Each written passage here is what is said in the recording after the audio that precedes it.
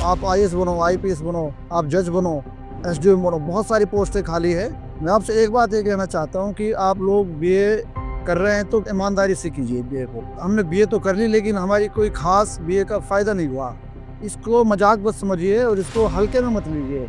जो Stephen's college का student है वो भी बीए करते हैं, बीए को बहुत सीरियसली नहीं लेता, पेपर देकर पास भी हो जाता है। बीए के बाद उसकी बड़ी कीमत है, इसलिए कुछ नहीं क्योंकि हमने क्वालिटीज़ डेवलप नहीं की अपने अंदर। तो मैंने कहा जी मैं तो आईएएस बनना चाहता हूँ। तो अच्छे गुरुजनों का अगर आपको सहयोग मिलता है तो ये सौभाग्य की बात है।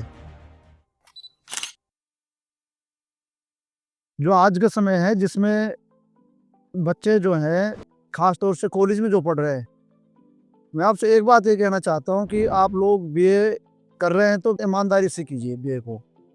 जब बीए करते हैं आप, बीए के बाद जब आप एमए में जाते हैं और कोर्स में जाते हैं, तो होता क्या है कि आपकी बीए में वजन नहीं होता, ताकत नहीं होती। आप आपको ऐसा लगता है कि हमने बीए तो कर ली, लेकिन हमारी कोई खास बीए का फ़ायदा नहीं हुआ। ऐसा इसलिए होता है क्योंकि हमने बीए की, जो हमने ग्रेजुएशन की, उसकी कीमत अदा नहीं की। अगर आप किसी वस्तु को मेहनत करके प्राप्त करते हैं और उसको उसके लिए आप परिश्रम करते हैं, कठोर मेहनत करते हैं, और जब वो मिलती है वो चीज़ हमें, तो उसकी कीमत हमें पता होती है। तो मैं आपसे एक बात ये कहना चाहता हूँ कि आपका जो बीए है, आप जो ग्रेजुएशन कर रहे हो, ये बहुत बड़ी बात है। इसको मजाक मत समझिए और इसको हल्के में मत लीजिए। दिल्ली यूनिवर्सिटी में जो स्टीफेंस कॉलेज का स्टूडेंट है वो भी बीए करते हैं, एक आप भी बीए करते हो, मतलब आप भी बीए अच्छी तरह कर रहे हो। ये नहीं कह रहा कि आपको बीए की कोई वैल्यू नहीं है, लेकिन कोई भी स्टूडेंट ऐसा जो बीए को बहुत सीरियसली नहीं लेता, पेपर देकर पास भी हो जाता है। लेकिन वो स्टूडेंट जो स्टीफेंस कॉलेज का है, वो स्टूडेंट बीए के बाद उसकी बड़ी कीमत है। तो जहाँ मन करेगा एडमिशन लेगा, जिस कोर्स में जाना चाहेगा वहाँ चला जाएगा, लिखना शुरू कर देगा, वहीं से पत्रकारिता शुरू हो जाएगी। तो क्वालिटी उसने डेवलप कर लिया अपने अंदर। ये जो बेरोजगारी है ना, आपको चारों तरफ देखें, कुछ नहीं है, ऐसा नहीं है। इसलिए कुछ नहीं क्योंकि हमने क्वालिटीज डेवलप नहीं की अपने अंदर। ऐसे बहुत सारे विद्वान हैं जिन्होंने बीए करते करते लेखन कार्य शुरू कर दिया और वो बहुत प्रकांड पंडित हुए। तो पढ़े लिखे होने का मतलब होता है कि आप डिसिप्लिन में रहेंगे, और जब आप डिसिप्लिन में रहेंगे तो ये आपकी वैल्यू है। सीधी सी बात है। आपको खुद पहले उस पर मेहनत करना पड़ेगा, तब आप दूसरे लोगों से उम्मीद कर सकते हो।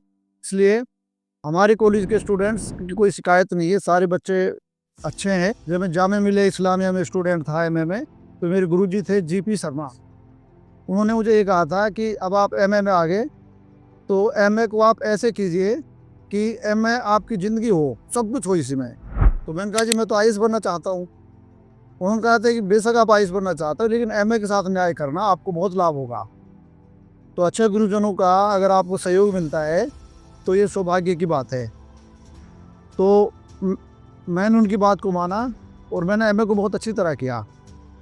तो उसका लाभ क्या हुआ कि एमए होते ही नेट हो गया मेरा, मैं प्रोफेसर लायक हो गया विदिन 2 ईयर्स। मतलब जैसे एमए ख़त्म हुआ मेरा नेट निकल गया। नेशनल लेवल के एग्ज़ाम बहुत बड़ी बात थी उस समय। आज तो नेट जो है सामान्य सा होता जा रहा है, लेकिन हमारे समय में कंपलसरी किया था इसको यूजीसी ने। जो नेट निकाल लिया मतलब वो प्रोफेसर यानी असिस्टेंट प्रोफेसर बन गया। गुरुजन की जो सीख थी वो हमारी ज़िंदगी में काम आई। आज मैं आपको उसी दायरे में या उसी संदर्भ में आपको बताने की कोशिश कर रहा हूँ कि आप भी अपने कोर्स के साथ मजाक मत कीजिए, उसको हल्के में मत लीजिए। आप कम से कम, मैं पूछूँ, कई बच्चे उससे मैंने पूछा कि भाई आपका पेपर है तो इसका सिलेबस क्या है। कुछ बच्चों ने बता दिया, कुछ बच्चे 1-2 हैं जो वो जी हिचकने लगे। तो आपको पता होना चाहिए आपका सिलेबस क्या है। जो भी सब्जेक्ट्स आपके हैं, आप खो जाइए पढ़ाई में थोड़े दिनों के लिए। मैं दावा करता हूँ कि आप कोई भी कॉम्पिटिटिव एग्ज़ाम्स निकाल लेंगे। कॉम्पिटिटिव एग्ज़ाम्स क्या है, आप बहुत जल्दी, आपकी क्वालिटी डेवलप होगी तो आपकी डिमांड बहुत सारी जगह होगी। इवन कि प्राइवेट सेक्टर में अगर आप जाते हो तो आप एक अच्छे कॉन्फिडेंट व्यक्ति आपको होना चाहिए। आपका डर निकलना चाहिए। डर निकलेगा आपके ज्ञान से, पढ़ने से, लिखने से। ये ज़माना स्किल्स का है। किसका है? स्किल्स का है। आप लिखने वाले जो लोग हैं, आज कंटेंट राइटिंग दुनिया भर की हो रही है। आपको सोशल मीडिया पर कंटेंट राइटिंग हो रही है, बहुत सारी कंपनीज कंटेंट राइटिंग करवा रही है, लिखने वाले लोगों की डिमांड है आज बहुत ज़्यादा, ऐसा नहीं है। उसके अलावा आप अच्छा बोलते हो, वही कला है, उसको आप कैसे कर सकते हो। उसके अलावा बहुत तरीके हैं, क्योंकि ज्ञान का विस्तार होना चाहिए, आपका दिमाग खुलेगा, और जब दिमाग खुलेगा तभी आप कामयाब होंगे। तो कामयाब तो सभी होना चाहते हैं। कितने बच्चे कामयाब होना चाहते हैं, हाथ खड़े करो। सारे बच्चे हाथ खड़े करो। कुछ लोगों ने आज हाथ खड़ा कर रखा है। हाँ, गुड, शाबाश। तो आप गए एक्चुअल में जो गाइड कर सकते हैं ढंग से, या तो पेरेंट्स कर सकते हैं या आपके गुरुजन कर सकते हैं।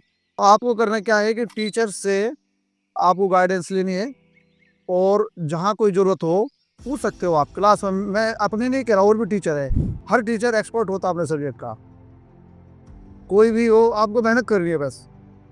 तो सारे बच्चे मेहनत करेंगे। हाँ, वेरी गुड। सारे बच्चे मेहनत करो, और आपको अपना एक टारगेट बनाइए, मकसद बनाइए। जैसे फॉर एग्जाम्पल आपने बीएड के बारे में सोचा है, तो बीएड के बारे में ये सोचो मुझे अच्छा टीचर बनना है। आपकी डिमांड कहाँ होगी? आपकी डिमांड 1-1 लाख रुपए सैलरी पाने वाले टीचर्स में भी हो सकती है। टीचर तो 2-2 लाख रुपए लेते हैं, आपको आश्चर्य होगा। लेते नहीं लेते हैं? फिर तो उनमें क्यों नहीं जा सकते हम? तो सिर्फ फ़र्क क्या है, सिर्फ उन्होंने मेहनत के लिए टाइम पर, और अपनी मेहनत का अपने स्किल्स को डेवलप किया, और उनकी डिमांड बढ़ गई। और सीरियसली गंभीर हो जाओ, टाल मटोल की चीज़ें छोड़ दो, बड़े पदों को ग्रहण करो। आप आईएएस बनो, आईपीएस बनो, आप जज बनो, आप जो है एसडीएम बनो। बहुत सारी पोस्टें खाली है। मैं यहाँ इस इलाके से गया और मैंने बहुत बड़ा एग्ज़ाम भी निकाल लिया, और जो है बहुत सारे बच्चों को गाइड भी कर दिया। तो आज वो बच्चे सारे के सारे, इतने सारे बच्चे आजकल जो मैंने गाइड किए, बहुत सारी पोस्टों को होल्ड किए हुए हैं। तो आपको तो मैं डेली पढ़ाता हूँ, तो आपसे तो बहुत उम्मीदें हैं मुझे, इसलिए मुझे उम्मीद है कि आप खरा उतरेंगे और मेहनत करेंगे। ठीक है? चलो ठीक है बेटा, शाबाश, थैंक यू।